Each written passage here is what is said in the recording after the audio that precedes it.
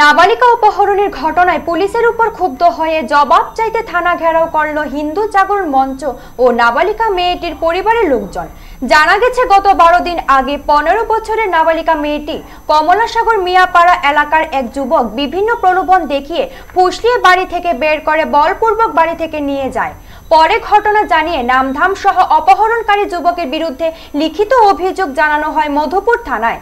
কিন্তু আজ পর্যন্ত মেয়েটিকে উদ্ধারের কোনো চেষ্টাই করেনি মধুপুর থানার বড়বাবু।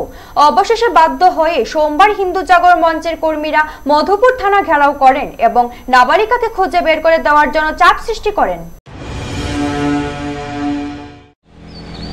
10 দিন 12 দিন আগে ইংরেজি এই মাসের 7 তারিখে আমাদের পাশে আছে যে একটা 14-15 বছরের মেয়ে, ওনার এটা মেয়ের মা, আর উনি হচ্ছেন মেয়ের বাবা কার্তিক দেববর্মা।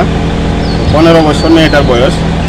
এই মেয়েটা বাড়ির থেকে সন্ধ্যা সময় একটা নাম্বারবিহীন গাড়িতে করে জোর করে কমলাসাগর যে মিয়াপাড়ার একটি ছেলে জোর জবরদস্তি মেয়েটাকে উঠিয়ে নিয়ে যায়। তার বিষয় নিয়ে সেটা আমরা 7 তারিখে এখানে এফআইআর হচ্ছে থানাতে।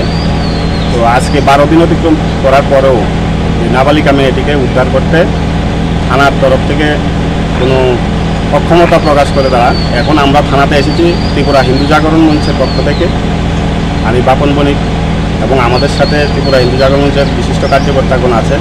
তো আমাদের প্রচেষ্টা ছিল এতটুকু যে ওসি সাহেবের সাথে কথা বলবো, ওসি সাহেব নেই, ফোনে কথা হয়েছে আমাদের সাথে।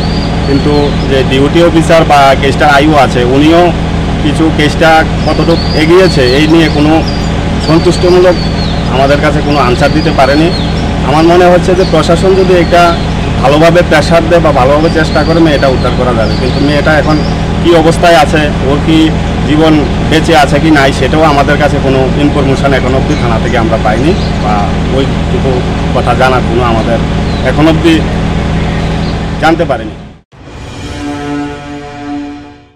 ব্যুরো রিপোর্ট, খাস খবর।